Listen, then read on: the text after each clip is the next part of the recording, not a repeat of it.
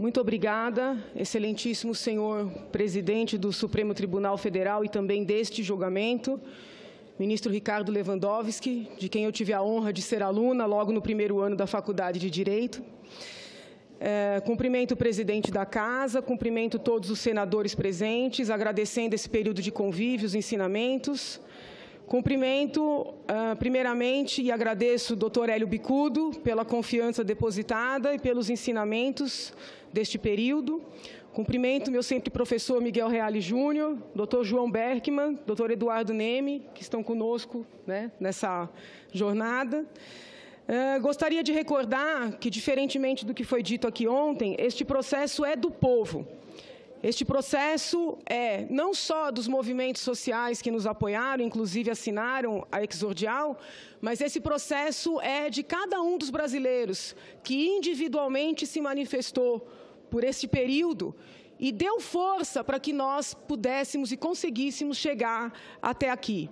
Eu agradeço todos esses brasileiros, na pessoa da senhora Maria Lúcia Bicudo, filha do doutor Hélio Bicudo, sem a qual eu não teria conseguido enfrentar tudo o que eu precisei enfrentar para tentar ajudar meu país.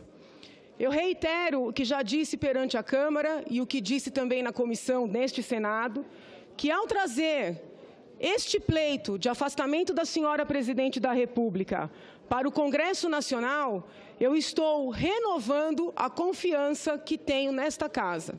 Eu estou reforçando a importância que o Poder Legislativo tem para a República. E eu prefiro falar em democracia, eu prefiro falar em república a utilizar o termo democracia. Não porque a democracia não seja importante, obviamente que é, mas porque o termo democracia muitas vezes é interpretado de formas diferentes. República não, res pública, aquilo que é de todos, aquilo que é do povo. Então, ao trazer este pleito a vossas excelências, eu estou reforçando estes valores. Um processo de impeachment, ele é triste. Não é fácil solicitar o afastamento de um presidente da República. No entanto, tem um lado muito positivo, porque o impeachment é um remédio constitucional ao qual nós precisamos recorrer quando a situação se revela especialmente grave, e foi o que aconteceu. Pior do que os traumas de um processo como este é continuar fingindo que nada está acontecendo. Um povo corajoso enfrenta suas dificuldades. Já precisamos recorrer a este remédio, estamos recorrendo a ele. Espero que não precisemos jamais voltar a lançar mão dele, mas se necessário for, assim o faremos. Quando ocorre um crime comum por parte do presidente da República, a competência é do Supremo Tribunal Federal. Quando ocorre um crime de responsabilidade, ou vários crimes de responsabilidade, a competência é do Senado Federal. Então, estou aqui reiterando o entendimento que Vossas Excelências não só têm esta competência, mas têm total liberdade e têm a última palavra para falar sobre os fatos objeto deste feito. Quando eu comecei a pensar em propor esse pedido de afastamento, eu sofri mais do que sofreria em outras situações pelo fato da presidente da República ser mulher. Eu sei bem como é difícil para as mulheres alçarem determinadas posições de poder. Então, muito me doeu o fato de constatar que seria justamente eu a pessoa a solicitar o afastamento da primeira mulher presidente da República no nosso país. Muito refleti e concluí que ninguém pode ser perseguido por ser mulher. Entretanto, ninguém pode ser protegido por ser mulher. Fosse a presidente da República um homem, eu pediria o impedimento. Não seria justo que eu assim não procedesse pelo simples fato de ela ser mulher. Quero recordar que, diferentemente do que foi dito aqui muitas vezes, esta acusação não sofreu, pelo menos da nossa parte, não sofreu mudanças. Se Vossas Excelências resgatarem a entrevista que eu dei ao Roda Viva, vão se recordar que, desde lá, eu falo em fraude eleitoral. Eu não mudei a minha acusação e eu não mudei o discurso. Agora, a denúncia foi alterada. Então, isso é importante que seja resgatado. A denúncia que nós oferecemos, como eu já expliquei inúmeras vezes, tinha 3 pilares. A omissão da senhora presidente diante do escândalo do Petrolão, que atingiu pessoas muito próximas a ela e muito próximas parte do partido ao qual ela pertence. As pedaladas fiscais, que são os empréstimos vedados, que foram tomados ao arrepio do ordenamento jurídico brasileiro, e pior, não contabilizados, a fim de dar uma sensação de segurança que já se sabia que não havia, e os decretos que foram editados em desconformidade com a meta de superávit primário vigente, levando-se em consideração uma meta proposta que ainda não havia sido aprovada. A nossa denúncia tinha 3 pilares. A nossa denúncia alcançava fatos entre 2013 e 2015. Nós ofertamos essa denúncia, apresentamos ao presidente da Câmara dos Deputados, porque, constitucionalmente, o presidente da Câmara dos Deputados é a autoridade competente. Ontem eu fiquei surpresa com a acusação de que teria havido um complô entre os denunciantes, o presidente da Câmara dos Deputados, partidos de oposição. Chegou-se ao absurdo de dizer que o presidente da Câmara dos Deputados teria, se eu entendi, redigido a exordial, ou ditado a exordial. Eu fiquei pensando, teria sentido no presidente da Câmara ter preparado uma exordial que no minuto seguinte ele simplesmente retalharia? Como eu expliquei a vossas excelências, a nossa denúncia tinha 3 pilares: Petrolão, pedaladas, decretos, 2013 a 2015. Se esta denúncia tivesse sido feita sob a orientação do presidente da Câmara, teria sentido que ele rejeitasse parte significativa da acusação? O senhor Eduardo Cunha afastou tudo que dizia respeito a Petrolão.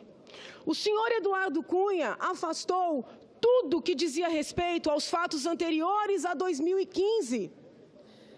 Mas interpretou-se aquela primeira decisão como sendo suficiente para afastar tudo que dizia respeito ao BNDES, inclusive no ano de 2015.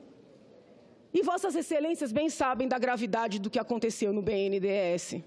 A título de exemplo, eu cito um ofício que consta dos autos, muito embora a defesa tenha solicitado para que fosse retirado e não foi, um ofício datado de 13 de junho de 2016, informando que, entre 2014 e 2015, a Petrobras recebeu do programa PSI do BNDES 400 milhões de reais.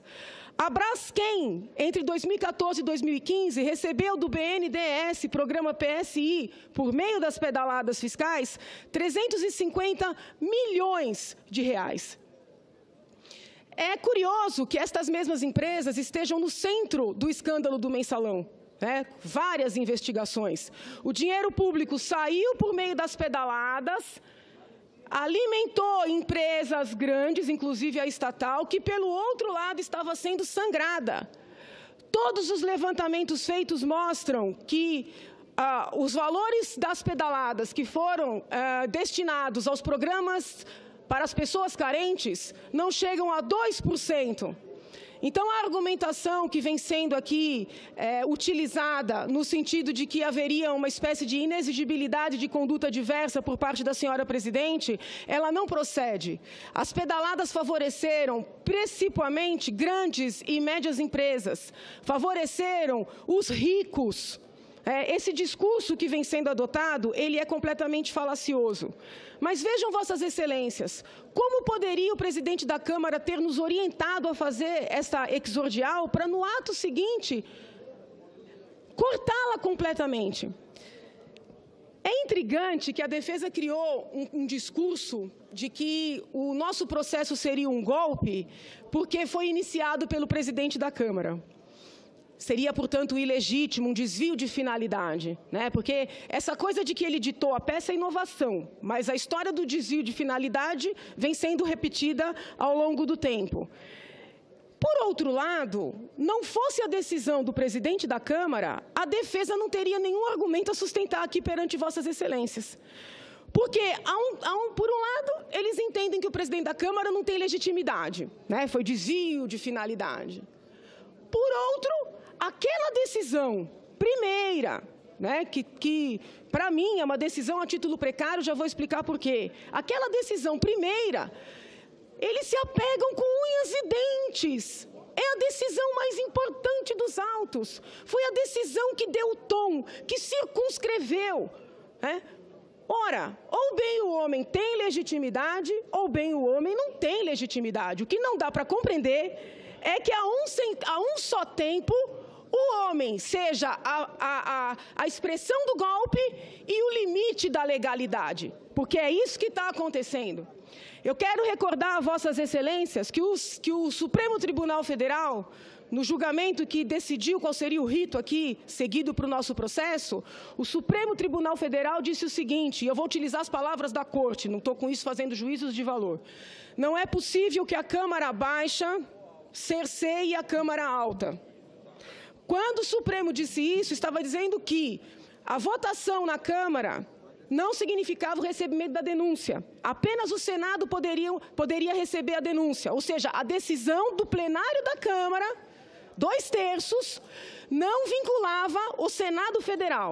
Eu pergunto a Vossas Excelências, qual é a lógica de dizer que a primeira decisão de admissão do senhor presidente da Câmara vincula Vossas Excelências? Não tem lógica, não tem respaldo jurídico. A defesa, de maneira muito inteligente, está se baseando numa teoria segundo a qual o ilícito seria único, tanto no âmbito penal como no âmbito do administrativo. Por esta teoria, em quaisquer processos administrativos sancionadores, todos os princípios do direito penal material seriam aplicados a este feito. Também todos os princípios formais seriam aplicados. Se Vossas Excelências prestarem atenção, o tempo inteiro a defesa fala na tipicidade, né? Na tipicidade estrita, na circunscrição do julgamento, a denúncia, na verdade não a denúncia, porque a nossa denúncia foi muito ampla, mas aquela decisão precária do presidente da Câmara. O que está tentando fazer? Fazer crer que esta teoria de que o administrativo sancionador, de que os processos são únicos e que todas as regras devem ser aplicadas da mesma maneira, que esta teoria seria uma teoria absoluta, uma teoria aplicada nos nossos tribunais.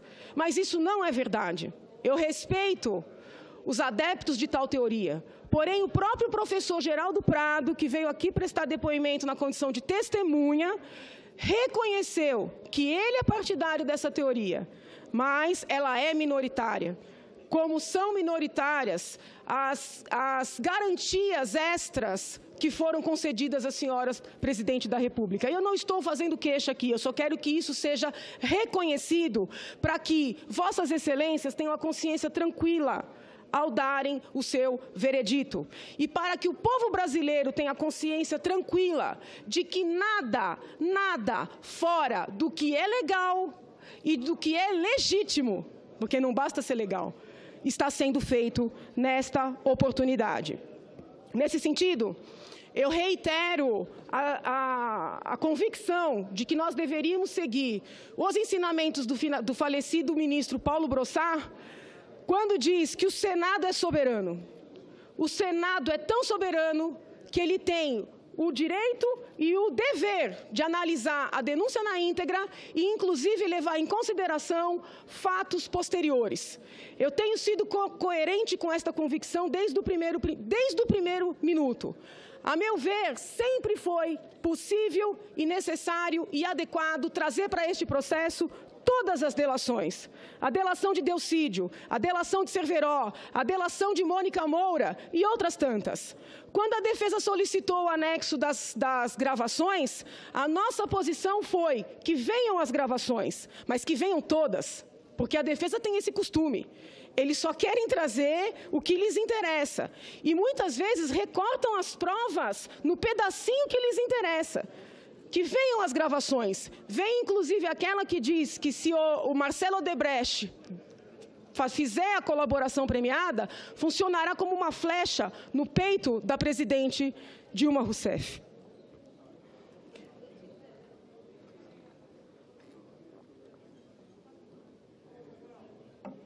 A nossa denúncia tratava até do envio de 50 bilhões de reais para países de transparência suspeita e de democracia suspeita, sem finalidade precisa e sob sigilo.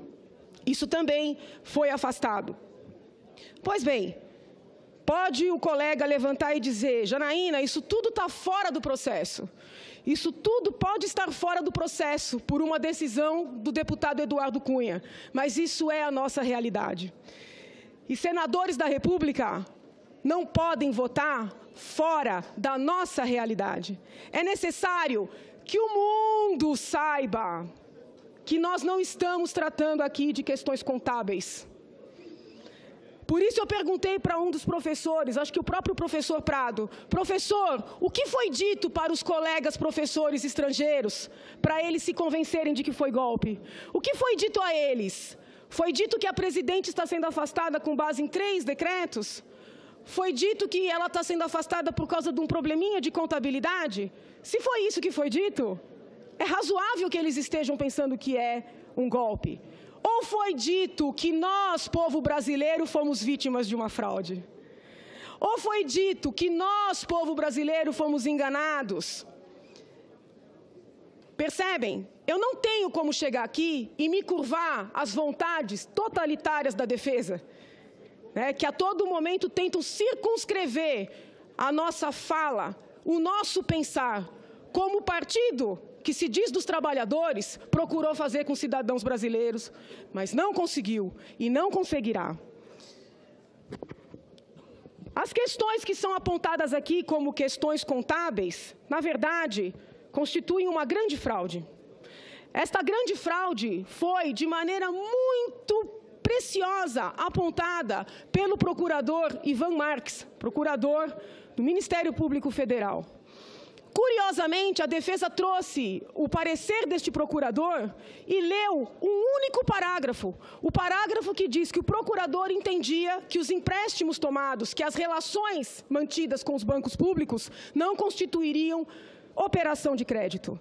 Sem mostrar que o procurador falou claramente que ele estava trabalhando com a ideia da tipicidade penal, que é uma tipicidade diferenciada.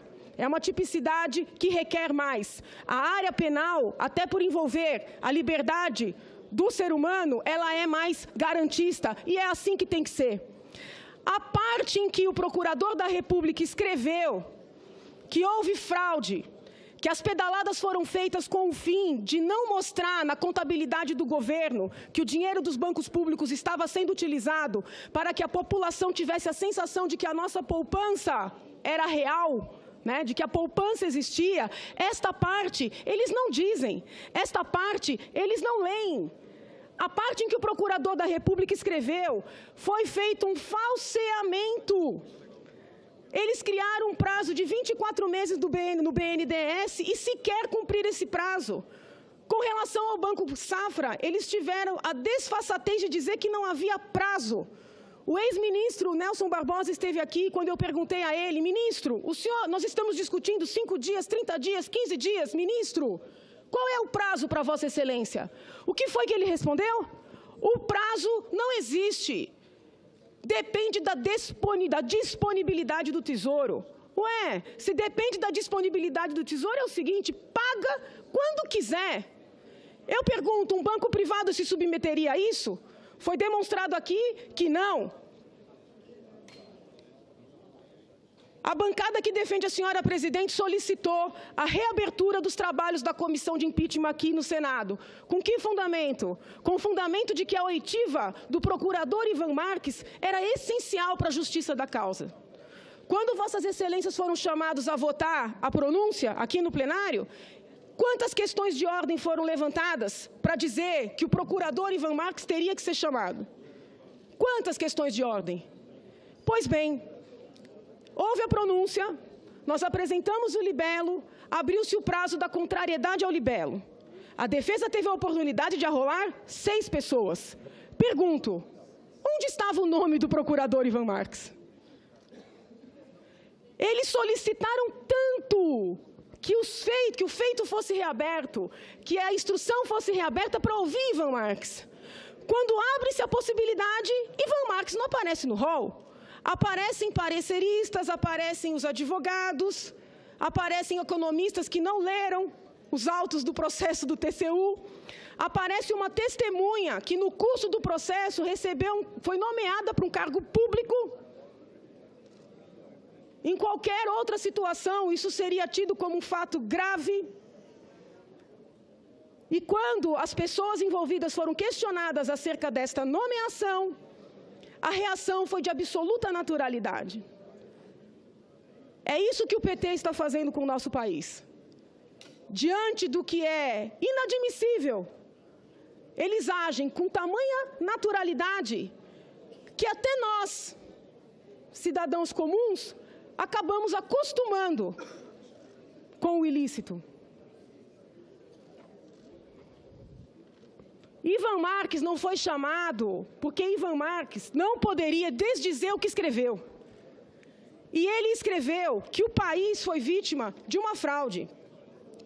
Ele escreveu que se está diante de improbidade administrativa.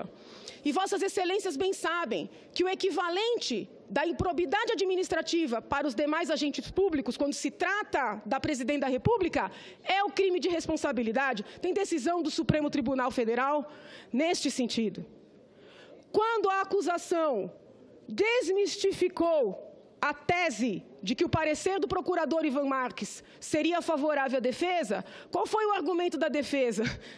É brincadeira. Eles viraram e disseram assim, não, mas saiu uma nota do procurador dizendo que é 2014. Saiu uma nota do procurador dizendo que ele não falou da presidente. Não, peraí. Até aquele momento, quando eles se apegavam a parecer como se fosse, né, o descobrimento de outro país, aí podia. Aí não tinha vedação temporal. No momento em que nós mostramos a fraude, não só a fraude de que fomos vítimas, mas a fraude de que o processo estava sendo vítima na medida em que só se lia um parágrafo, aí tem a limitação temporal. Aí vão lembrar da manifestação do deputado Eduardo Cunha, o mesmo que teria dado um golpe. Eles alegam a todo tempo que foram vítimas de vários conluios.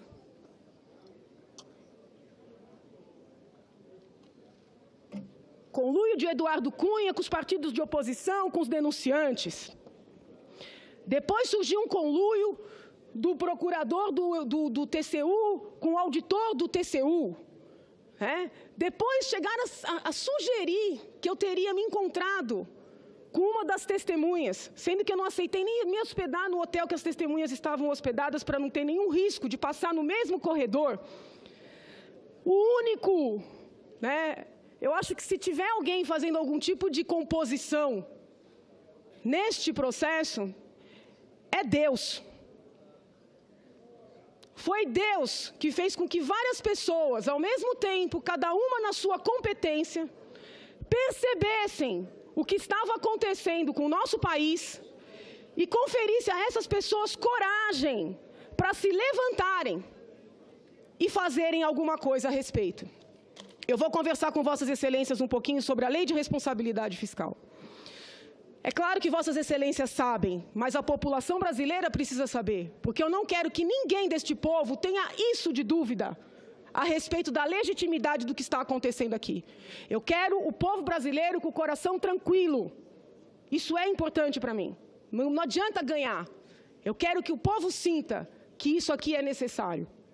Pois bem, por que se criou a Lei de Responsabilidade Fiscal? E aqui eu faço um registro de justiça com relação à nossa assistente técnica, doutora Selene Pérez, que foi uma das mães, digamos assim, desta lei. Esta lei foi criada em virtude do que ocorreu na década de 90 com os bancos públicos em vários estados da federação. Muitos governadores de diversas legendas usavam os bancos públicos como se fossem próprios. Utilizavam o dinheiro dos bancos para pagar as próprias dívidas, quebrando os bancos, prejudicando os correntistas e, de certa forma, iludindo, porque se imaginava que havia uma quantidade de recursos, quando, na verdade, não havia. Vejam, senhores, como isso é importante. A lei de responsabilidade fiscal nasce por isso e para coibir esta situação. Quando poderíamos imaginar que 16 anos depois do advento da lei, o governo federal faria pior, por muito mais tempo e na casa dos bilhões. Quando poderíamos imaginar?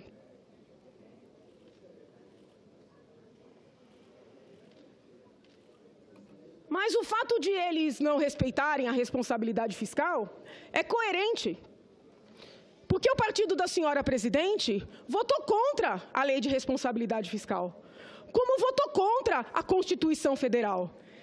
Por isso é que eles entendem que esse processo não tem sentido. Eles foram contra a Constituição, nosso processo está lastreado na Constituição. Eles foram contra a lei de responsabilidade fiscal, nosso processo está lastreado na lei de responsabilidade fiscal.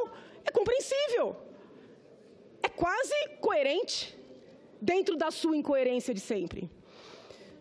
A lei de responsabilidade fiscal previu expressamente que as afrontas ao seu teor seriam coibidas por meio de vários diplomas, o Código Penal, a Lei de Improbidade e, expressamente, a Lei 1079/50, que é a lei que trata do impeachment.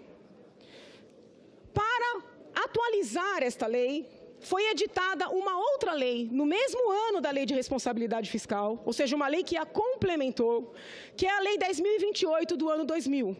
Isso é muito importante, excelências. Esta Lei 10.028 alterou justamente a parte dos crimes na Lei 1078/50. Os dispositivos que hoje estão sendo atribuídos à senhora Presidente da República foram incorporados ao nosso ordenamento no ano 2000. Isso significa que são absolutamente falaciosos os argumentos de que nós estamos aplicando à Presidente da República uma lei ultrapassada, uma lei velha, uma lei arcaica. A Lei 1078/50 foi completamente alterada, preparada, modernizada pelo advento da Lei de Responsabilidade Fiscal.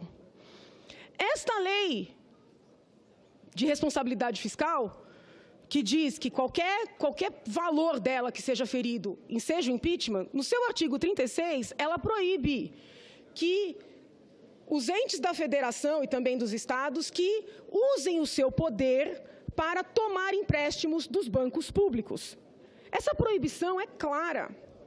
E no artigo 36 existe a palavra abuso do controle, aquelas instituições acima das quais existe o controle.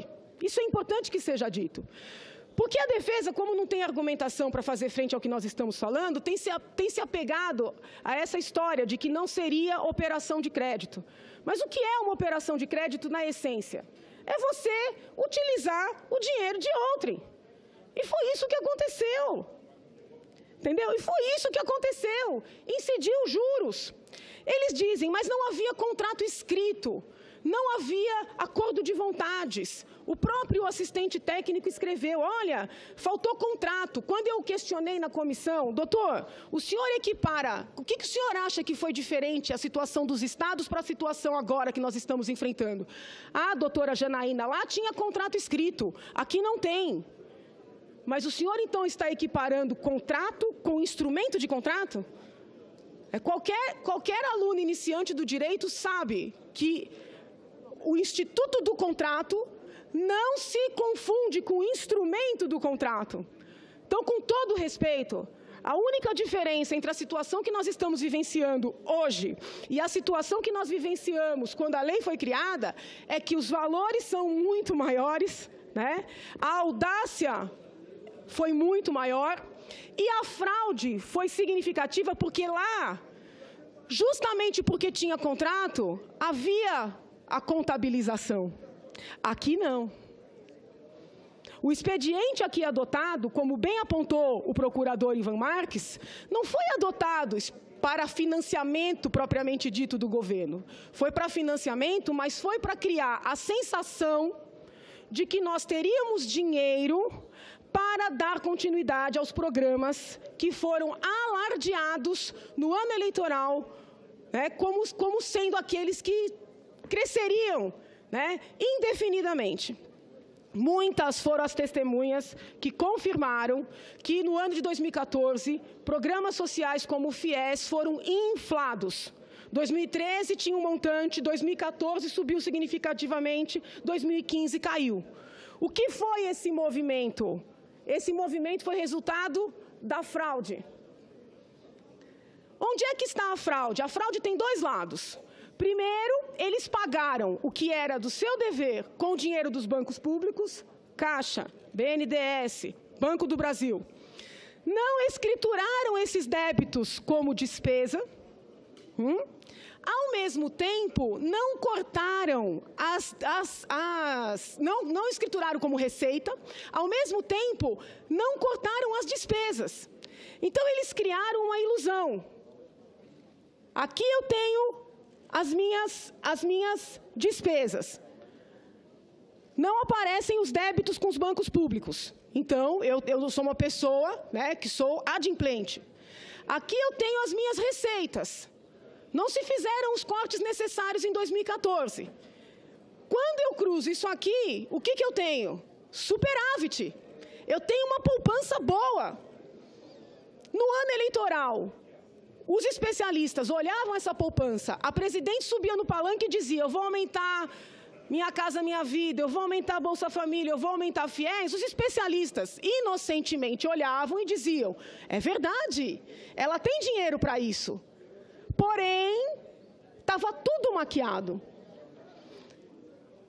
As testemunhas de defesa, todas reconheceram que o ano de 2015 foi um ano em que houve cortes nunca antes havidos neste país. A defesa apresenta isso como se fosse um ponto positivo. Não é.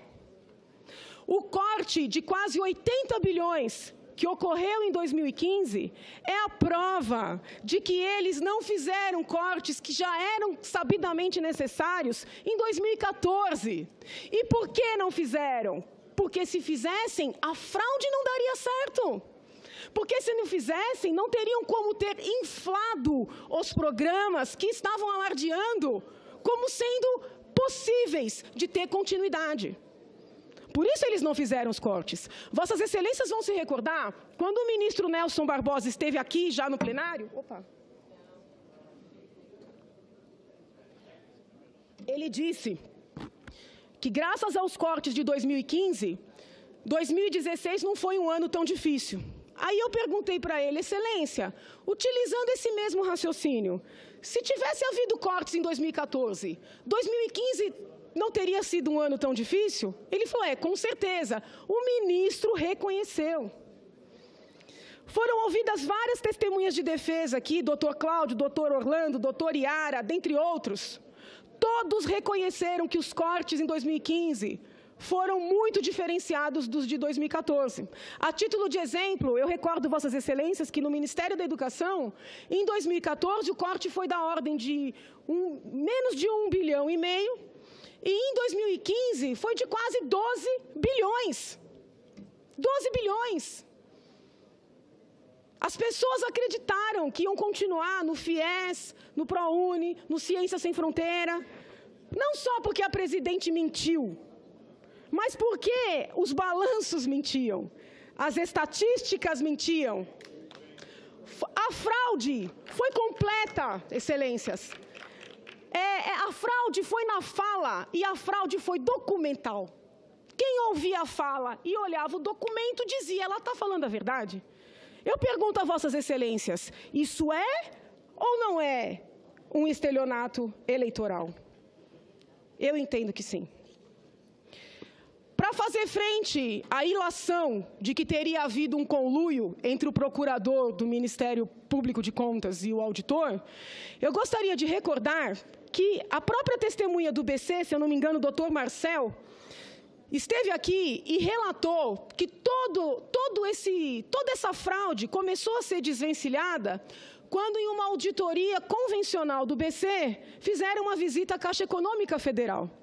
Os próprios auditores do BC perceberam, excelências, que tinha alguma coisa estranha. Porque a Caixa contabilizava os créditos, mas o Tesouro e o Banco Central não.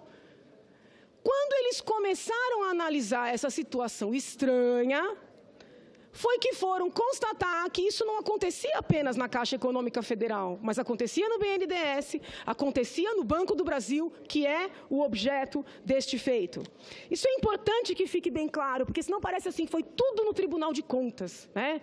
Então foi o conluio do Cunha, os denunciantes dentro do Tribunal de Contas, também o auditor do BC, está todo mundo, né? Ah, não, e aí também os movimentos sociais que vieram ontem aqui também estão, né, num conluio macabro, assim, todo mundo está contra, né? É o eterno discurso da perseguição.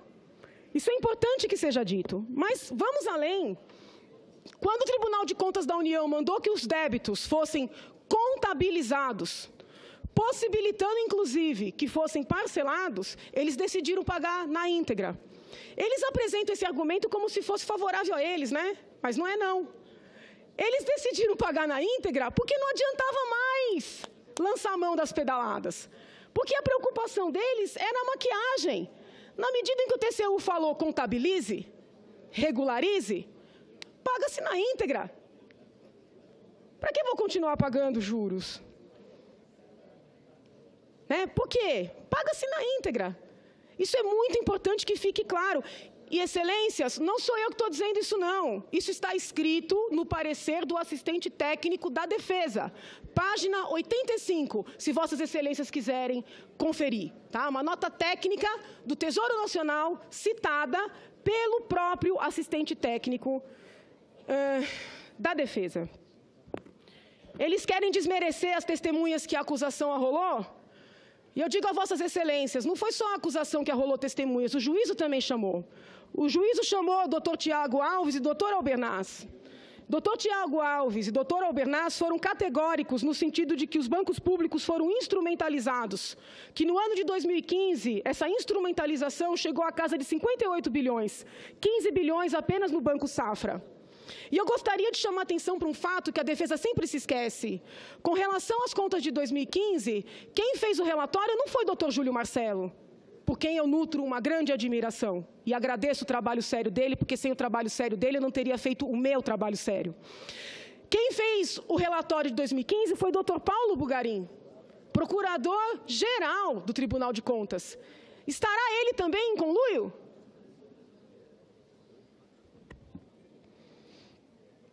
Doutor Otávio Ladeira, se não me falha a memória, foi trazido pela Defesa, confirmou que desde 2013 os técnicos do Tesouro Nacional estão tentando reverter esta situação fraudulenta e que nos levou ao caos. Em dezembro de 2013, estes técnicos de boa vontade organizaram uma reunião com o chefe do Tesouro Nacional, o senhor Arno Agostin, que era, assim, muito próximo, se encontrava, assim, diariamente com a presidente da República, doutor Arno Agostin, e expôs a ele, e também a Marcos Alcélio, que era o segundo homem do Tesouro, que, se continuasse daquela forma, haveria várias implicações jurídicas. E não só haveria várias implicações jurídicas, nós seríamos rebaixados nas agências internacionais. Eles avisaram isso em dezembro de 2013. Foi a crise dos Estados Unidos que nos trouxe até aqui? Todas as testemunhas que foram perguntadas a esse respeito confirmam essa reunião. Esta reunião se baseou numa nota técnica que foi preparada com 97 páginas. A jornalista, se eu não me engano, Leandra Pérez, que noticiou essa reunião e todo o problema que houve no Tesouro à época, recebeu até um prêmio pela reportagem investigativa que fez. A jornalista também foi comprada?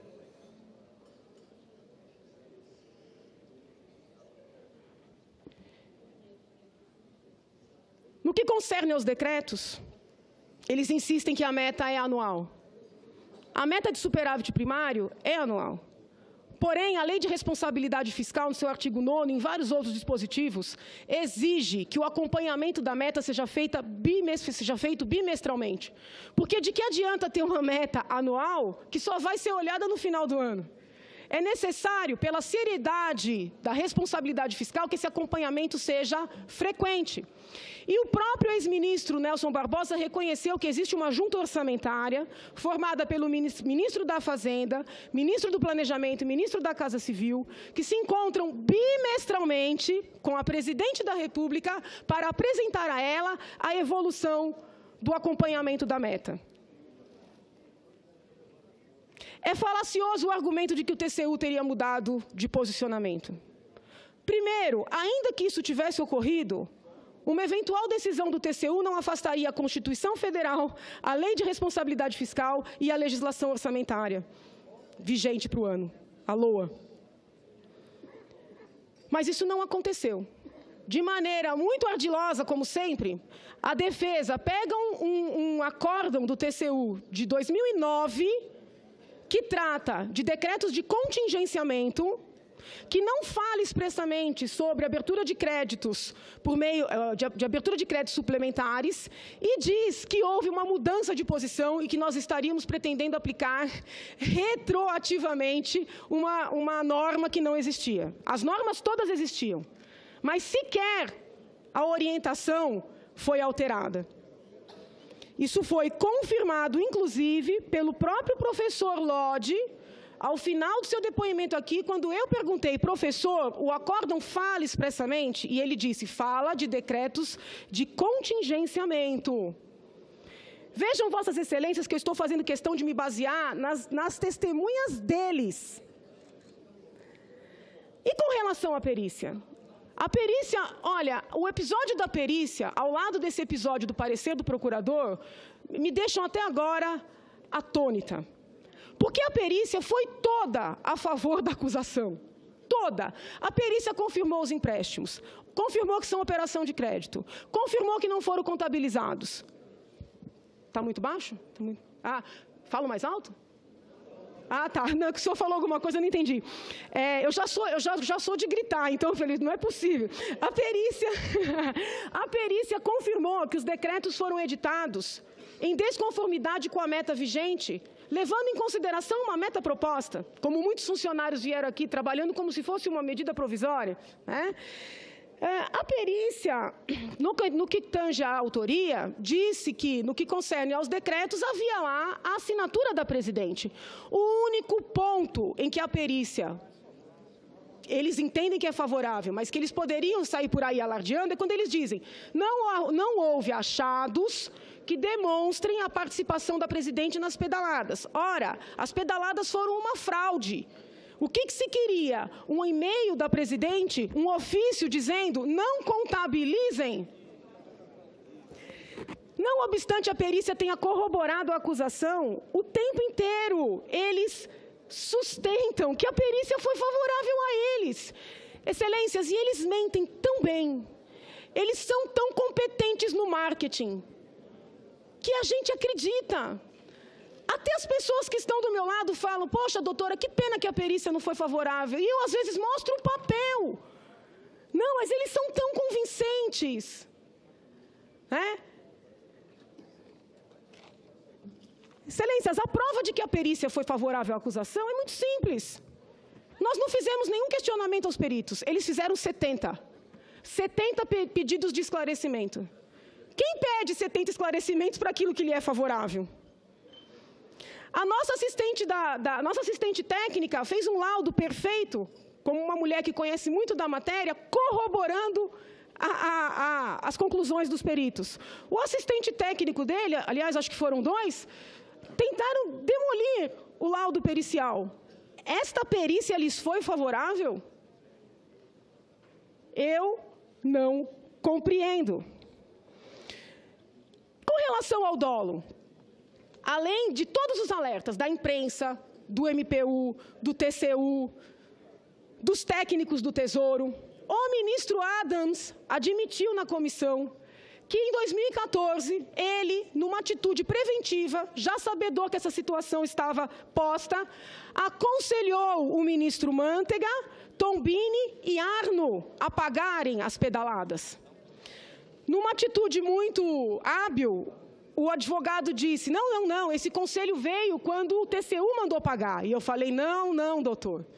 Porque quando o TCU mandou pagar, 2015, Mantega já não estava mais lá. Dr. Adams foi categórico, ele aconselhou Mantega. Desde 2014, os ministros que fazem reuniões bimestrais com a presidente, a junta orçamentária, foi aconselhada pelo então AGU a pagar o débito com os bancos públicos.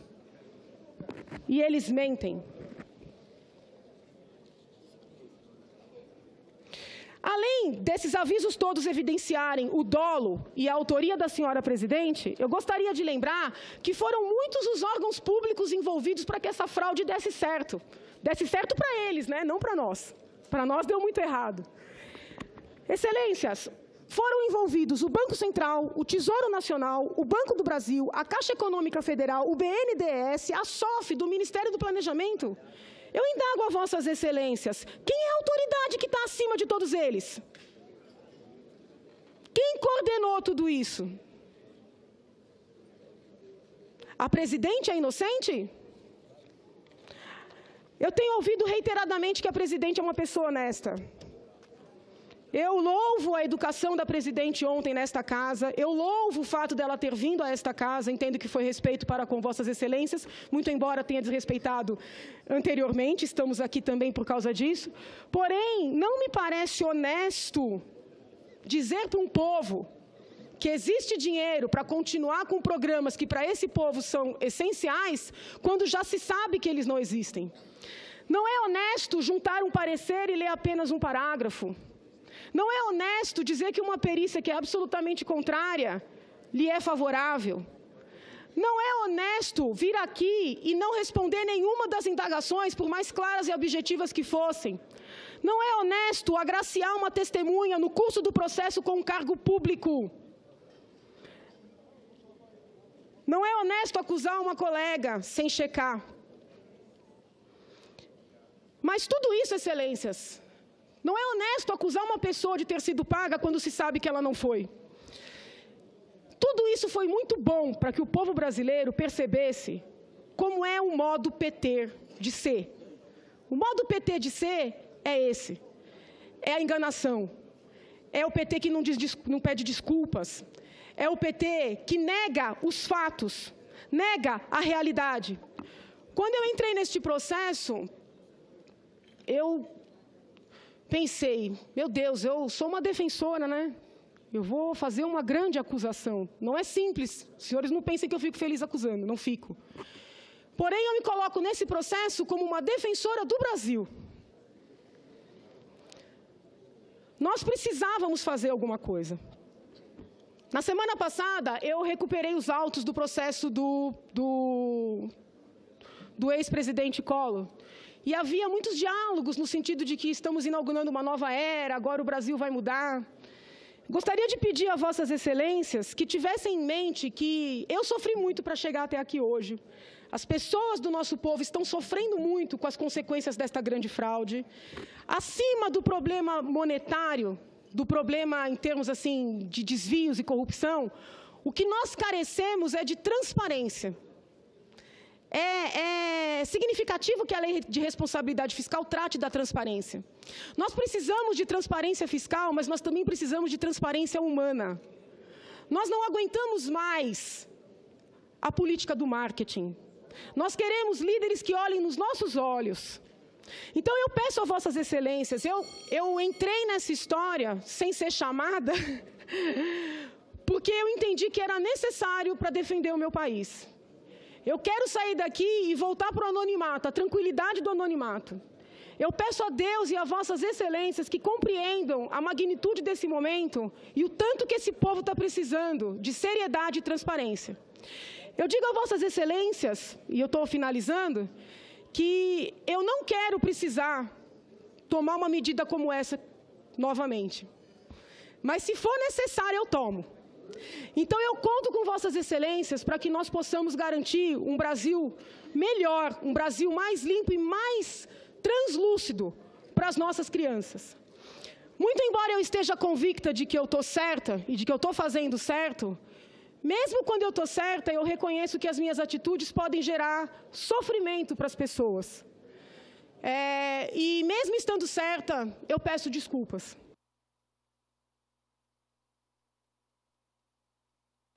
Vossa Excelência, termina o raciocínio. Finalizo pedindo desculpas para a senhora Presidente da República, não por ter feito o que era devido, porque eu não podia me omitir diante de tudo isso.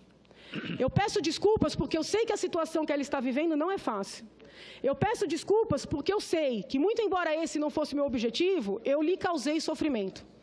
E eu peço que ela